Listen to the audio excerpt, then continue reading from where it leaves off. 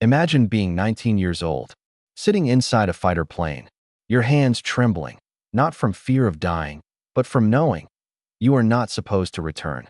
No parachute, no backup plan, no second chance, just one mission: fly straight into the enemy and become a weapon. This was the reality of Japan's kamikaze pilots during World War II. But here's the question that still haunts historians today.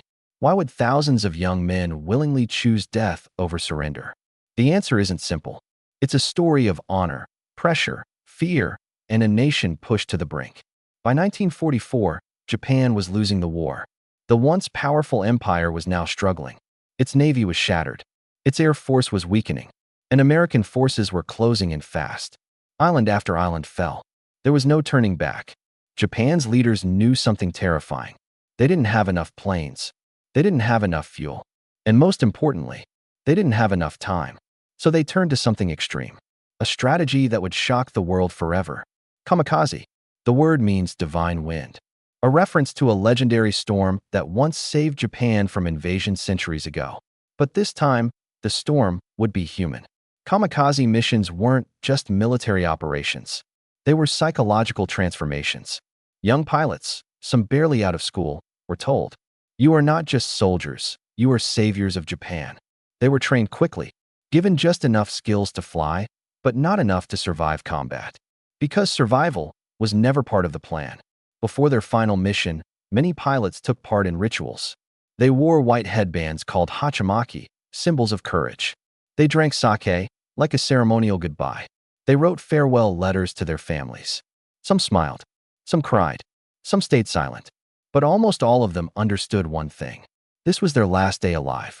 To understand why they accepted this fate, you have to understand Japanese culture at the time. For centuries, Japan followed a code known as Bushido, the way of the warrior. It taught that honor is everything, loyalty is absolute, and surrender is shame. Dying for your country wasn't seen as tragic. It was seen as noble. If a soldier surrendered, they didn't just fail themselves. They dishonored their family, their ancestors, and their emperor. And the emperor was not just a leader. He was believed to be divine.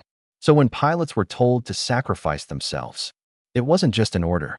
It felt like a sacred duty. But here's something many people don't realize. Not all kamikaze pilots truly wanted to die. Many were afraid. Many hesitated. Many hoped, secretly, that something would stop them. But they couldn't say it, because the pressure was overwhelming. Imagine sitting in a room full of other pilots. Everyone is expected to volunteer. One by one, hands go up. If you don't raise yours, you stand out. You become the coward, the weak one, the one who let Japan down. So what do? You raise your hand too, even if your heart is screaming no. The Japanese government didn't just rely on tradition. They used powerful propaganda. Newspapers called kamikaze pilots heroes. Radio broadcasts praised their bravery. Schools taught children to admire them. Families were told, "Your son didn't die. He became a guardian of the nation." It created a powerful illusion that dying this way wasn't loss. It was glory. But behind that illusion was a much darker truth. Picture this. A kamikaze pilot sits inside his plane. The engine roars to life. He takes off. Below him, the ocean stretches endlessly. Ahead, enemy ships wait. There's no turning back now. As he approaches the target, anti-aircraft fire lights up the sky. Explosions all around. Smoke. Chaos. Noise. His heart races. In those final seconds, what is he thinking? Is it fear? Regret? Pride? No one truly knows. And then, impact. A single moment of destruction. One life, gone forever. Part 7. Did it work? Kamikaze attacks were devastating. They damaged hundreds of ships. They killed thousands of soldiers. But here's the truth. They didn't change the outcome of the war. Japan still lost. And by the end, thousands of young pilots were gone. Lives that could have been teachers, engineers, fathers. Gone. In missions that were never going to win the war. After the war, letters from kamikaze pilots were discovered. And they revealed something heartbreaking. Many didn't talk about glory. They talked about their mothers, their siblings, their dreams. One pilot wrote, "I do not want to die, but I must." Another said, "If I survive, I want to live a simple life." These weren't emotionless warriors.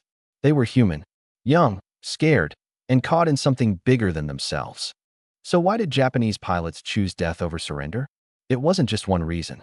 It was a combination of everything. A culture that valued honor above life. A government that glorified sacrifice. A military that demanded obedience. And a society where saying no wasn't an option. It wasn't simply a choice. For many, it felt like the only choice they had. Today, the story of kamikaze pilots is still debated.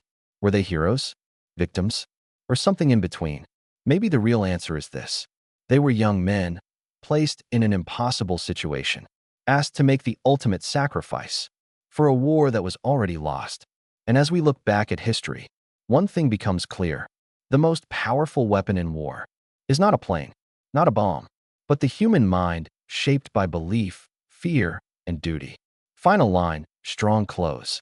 Because sometimes, the deadliest missions aren't forced upon people. They're the ones they feel they have no choice but to accept.